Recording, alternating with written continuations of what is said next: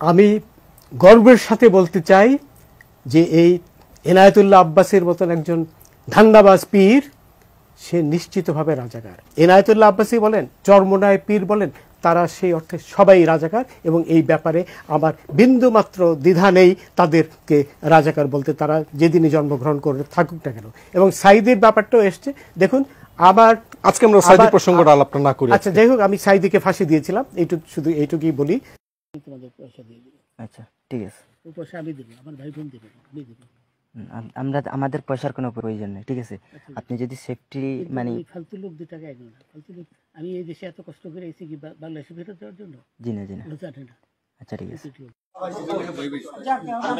বিচারপতি শামসুদ্দিন চৌধুরী মানিক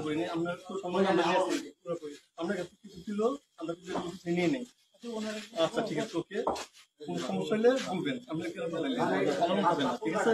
আমরা যদি পালান কেন না পালাবো, আমাকে মেরে ফেলতে কেউ মারবে না, কেউ মারবে না, আপনি বলবেন কি আমি জনগণ পক্ষে থাকতে পারবো না, তখন একটা শৃঙ্খলা ছিল তো, আমরা থাকি জনগণ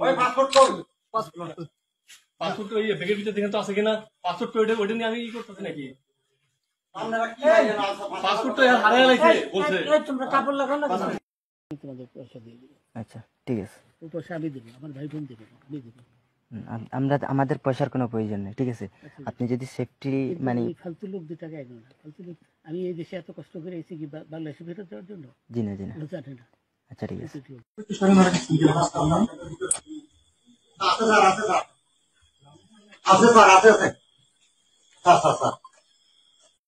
তোমাদের পয়সা দিয়ে দেবো। আচ্ছা ঠিক আছে, ওই পয়সা আমি দেবো, আমার ভাই বোন দেবে, আমি দেবো। আমরা আমাদের পয়সার কোনো প্রয়োজন নেই, ঠিক আছে? আপনি যদি সেফটি